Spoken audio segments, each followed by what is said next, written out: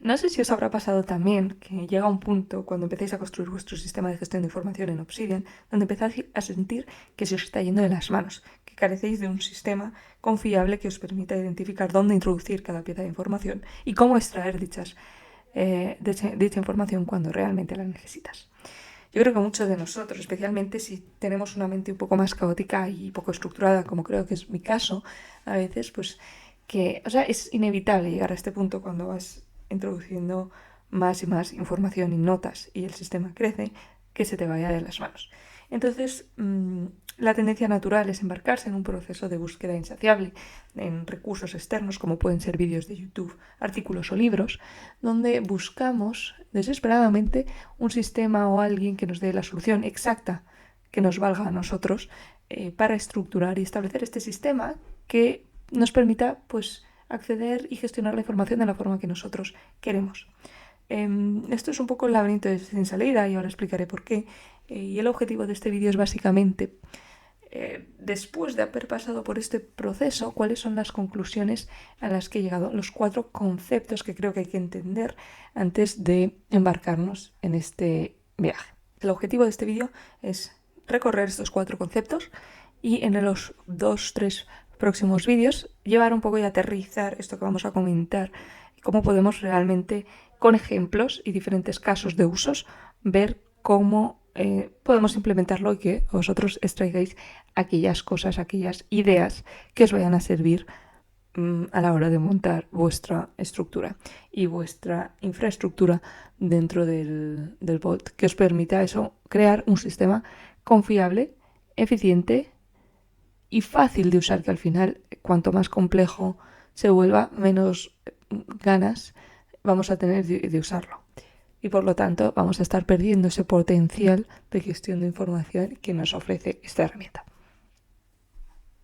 Entonces, vamos a empezar por el primero. El primero es, no sé si os habrá pasado a vosotros, pero yo cuando empecé con esto, y aún me sigue pasando y me dejo llevar, es que empiezas a buscar desesperadamente en vídeos de YouTube, en libros, en artículos, que te digan exactamente cómo tienes que estructurar tu blog, qué estructuras son las más eficientes, cómo otras personas lo están estructurando.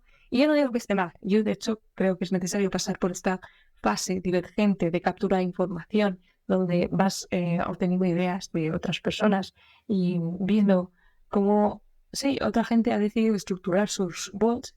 Y al final, pues es bueno, porque te dan ideas que a lo mejor tú no tenías, formas de pensar o plugins que pueden ser interesantes que luego tú puedes aplicar. Pero esto es un poco laberinto sin salida, porque realmente nunca vas a llegar al vídeo que te diga efectivamente cómo tú de forma exacta tienes que crear cada una de las carpetas, el sistema de tags. ¿Y por qué es esto?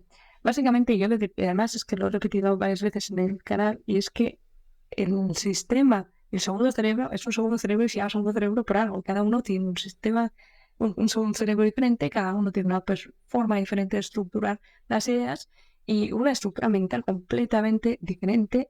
Entonces, eso es lo que va a reflejar tu bot. Tu bot va a ser un reflejo de tu estructura mental, solo que en vez de tenerlo solo en el cerebro, pues lo plasmas en un sistema físico digital. Entonces, ya partiendo de esa idea, hay que entender que nadie va a tener la solución a la estructura o arquitectura que tengamos que implementar, porque cada uno tiene una forma diferente de estructurar y de acceder a la información y de organizar. Y hay sistemas que pueden funcionar para unas personas y que no van a funcionar para otros. Entonces, partiendo de esa base, lo primero que tenemos que entender, que está bien buscar información fuera y buscar ideas fuera, y ya lo he hecho, pero que hay un momento que hay que parar y ponerse manos a la obra y decir, a ver, ¿cómo a mí, cuál es la forma que se va a adaptar mejor a mi forma de pensar? Eso por un lado, eso es el concepto número 1. El concepto número 2, que va bastante relacionado, es que no solo que depende de tu forma de pensar y tu estructura mental, sino que además depende enormemente y principalmente en la funcionalidad que tenga tu bot. O sea, no tiene nada que ver la estructura que podamos pensar para un bot que está enfocado a las asignaturas de la universidad, donde la estructura va a estar bastante clara, ¿no? Pues crear una carpeta por cada año, de universidad, una subcarpeta dentro de cada año, 2 subcarpetas, una por cada cuatrimestre, dentro de cada carpeta de cuatrimestre, una carpeta por cada asignatura, dentro de cada carpeta de una asignatura, pues una para los exámenes, una para los ejercicios y una para la teoría. O sea, es una estructura que viene bastante fácil, es bastante evidente, y está más o menos clara y puede ser más o menos uniforme. Pero si tenemos un bot que lo vamos a utilizar para el trabajo, o sea, ya ahí es completamente diferente el approach que tenemos que hacer. Y es completamente diferente porque cada trabajo es completamente diferente. El uso de la información que se hace es diferente y la información que se maneja es diferente. O sea, hay un montón de casuísticas y no va a tener nada que ver unos con otros. Por otro lado, también el bot que nosotros utilicemos para gestionar nuestra información ya más personal, de proyectos personales y de archivos que no tengan que ver ni con el trabajo ni con los estudios. Entonces, esto hay que tenerlo en cuenta. O sea, la funcionalidad va a estar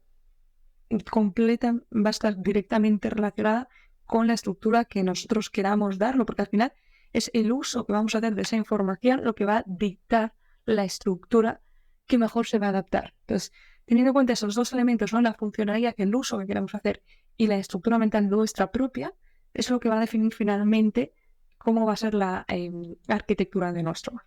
Entonces, algo que tenemos que entender y tenemos que entender que está bien leer libros, por ejemplo, el más famoso que yo lo he comentado en el canal, de hecho hay un vídeo donde hablo del sistema PARA, que es el sistema de Tiago Forte para gestionar tu segundo cerebro. Esta idea está muy bien, este sistema está muy bien, pero va más enfocado cuando tú solo tienes un bot para todo, un bot para absolutamente todo, para el trabajo, para la información personal, para absolutamente todo. Entonces, en ese caso, está muy bien y la idea subyacente, que es con lo que tenemos que quedarnos de ese sistema, está muy bien y podemos aplicarlo nosotros como nuestros bots si consideramos que se adapta al uso que nosotros vamos a hacer de la información. Y este sistema se basa en la idea de que no hay que crear las carpetas en función de los temas, ¿no? Como por ejemplo en el caso que hemos visto de la universidad, que en ese caso sí que tiene más sentido hacerlo en función de los temas y aplicar el sistema de para el bot de la universidad, pues no tiene tanto sentido. Como he dicho, el sistema para creo que está más enfocado a una arquitectura para un bot que recoja la información de toda tu vida. Entonces, organizas las carpetas por accionabilidad, ¿no? Desde las que son más accionables, es decir, aquellas en las que vas a estar accediendo continuamente, pues son los proyectos. Y ahí tienes pues, las notas en las que estás trabajando de forma continua y en tu día a día pues tienes un uso más frecuente. Y por último, la de los archivos, que son pues fotos, imágenes, documentos que tú quieres tener y tienes que saber dónde están y cómo acceder a ellos, pero que a lo mejor haces un uso muy esporádico, pues una vez cada año o lo que sea. Entonces esos van a estar en otra carpeta. Y esa idea de establecer las carpetas en vez de por temas, sino por accionabilidad, me parece que es muy interesante y hay que tenerla en cuenta y hay que conocerla y está bien haber oído sobre eso porque nos puede ayudar luego a la hora de crear nuestro propio sistema. Pero, por ejemplo, yo el sistema para no lo utilizo. A mí me cuesta bastante. Entonces, pues eso, o sea, entender que no tenemos por qué seguir un sistema marcado. Y que tenemos que, por ejemplo, yo, como he dicho, ¿no? Yo tengo 3 bots diferentes. Tengo uno para el trabajo, uno para mis estudios pues si me estoy haciendo un máster o si estoy haciendo algún estudio de alguna cosa, pues lo tengo ahí. Y por otro, pues ya proyectos personales. Entonces ya no necesito, cada uno va a ser diferente y no necesito utilizar el método porque no tiene sentido. A lo mejor, por ejemplo, para que es el bot de personal, pues puede tener más sentido aplicar este sistema, ¿vale? Bien, bueno, una vez visto estos 2 primeros puntos, vamos con el tercero. El tercer punto y el tercer concepto que tenemos que entender antes de definir la estructura que va a tener nuestro bot es entender que es un proceso dinámico, que la construcción y definición de la arquitectura es un proceso que va cambiando. O sea, es un proceso que no acaba. Es un proceso que empieza y que se va refinando con el tiempo y va evolucionando. Entonces sí que es necesario que a priori, antes de empezar con tu sistema, digas, vale, ¿qué uso voy a hacer yo de esto? ¿Cómo creo que voy a gestionar la información que llega aquí? Y entonces en base a eso, pues tú te creas un poco tu estructura, tu sistema, lo que sea, pero luego vas a ir añadiendo notas, vas a añadiendo información, vas a ver qué uso haces tú de esa información y de qué forma te va a ser más fácil a ti acceder o hacer uso de esta información. Entonces, cuando ya llevas un tiempo manejando ese sistema, ves las cosas que funcionan y las cosas que no funcionan y comparas el ideal que tú tienes de cómo te gustaría que funcionase tu sistema con cómo realmente está funcionando, y esa diferencia, ese gap que existe, cómo puedes solventarlo o no. Y empiezas a pensar qué formas existen que puedan ayudarte a cerrar ese gap entre el ideal y el sistema que tienes actualmente. Y ahí puedes pasar eso por una fase donde tú buscas información, buscas a lo mejor, me gustaría hacer esto, vamos a ver si hay algún plugin o algo que me pueda ayudar a hacer esto que tengo, esta idea que tengo en la cabeza. Entonces, pues puedes pasar otra vez por esa fase de búsqueda de información externa que te ayude, pero tú ya previamente habiendo hecho el trabajo con una idea de qué es lo que quieres implementar. No buscar información por buscarla, que es algo en lo que caemos mucho, yo especialmente. Y entender que es un proceso dinámico, por lo tanto nos requiere mantenimiento, y esto sé que cuesta porque es un trabajo demandante a nivel energético, pero hay que hacer mantenimiento, hay que hacer sesiones de mantenimiento, pues puede ser cada semana, cada 2 semanas, cada mes o cada año, depende del uso o de la frecuencia con la que usemos nuestro sistema, pero es necesario hacerlo. Yo, por ejemplo, cada 2 semanas voy a estar implementando, pues sí, una revisión semanal de, vale, ¿qué notas tengo? ¿Qué notas pueden estar sueltas? ¿Qué información estoy usando? ¿Cómo estoy usando? ¿Qué cosas creo que puedo mejorar? ¿Cómo puedo mejorarlas? ¿Qué puedo hacer para hacer este proceso o búsqueda de información de esto que estoy continuamente intentando acceder y luego me cuesta? Tú vas viendo a qué información te está costando acceder y qué cosas puedes hacer para facilitar, para eliminar la fricción de acceso a esa información. Entonces, sí, recomiendo encarecidamente que nos tomemos en serio esa parte de mantenimiento cada cierto tiempo, donde realmente pues vayamos a nuestro bot con la intención de hacernos preguntas y buscar las respuestas a cómo podemos mejorar la eficiencia de nuestro sistema.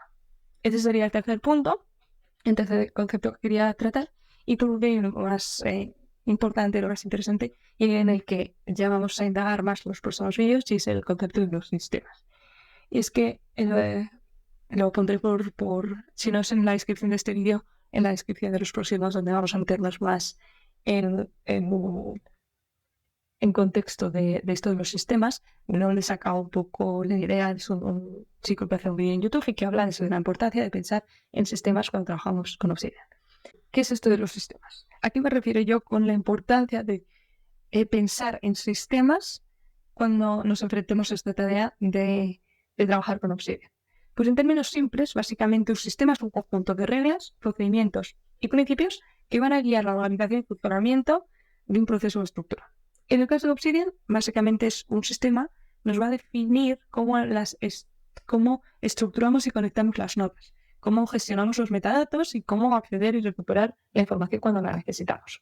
¿Por qué es importante los sistemas? Porque nos va a permitir una organización eficiente, ¿no? Un sistema bien diseñado nos va a permitir organizar las notas, las ideas, los enlaces de forma lógica y coherente, que va a permitir la navegación a través del bot y que nos va a ayudar a encontrar rápidamente la información cuando la necesitemos. Por otro lado, nos va a facilitar la conexión de ideas, ¿no? Obsidian se basa en el concepto de interconexión de ideas y notas a través de los enlaces bidireccionales que nos ofrece. Entonces, un sistema coherente nos va a permitir establecer relaciones significativas entre las notas, que va a hacer fomentar la generación de nuevas ideas. Por supuesto, al igual que la eficiencia, mejorar la productividad. A tener un sistema claro, consistente, va a reducir la fricción del flujo de trabajo, ¿no? Y nos va a permitir concentrarnos más en la creación y menos en la organización, y dedicar menos tiempo al acceso de esta información y a ver dónde lo dejé, y te pasas 45 minutos buscando la nota que pusiste, vete tú a saber todo. Y por último, y súper importante, es la escalabilidad. A medida que vas trabajando en tu bot, va a crecer. La cantidad de notas va a ser grande y se va a volver cada vez más complicado la gestión y el acceso a esa información. Si no tienes un sistema establecido, vas a acabar por empezar de cero, lo digo por experiencia, y tirar todo eso que habéis construido, ¿no? Porque te sobrepasa tanta información y dices, aquí yo no encuentro nada, me está saturando, ¿no?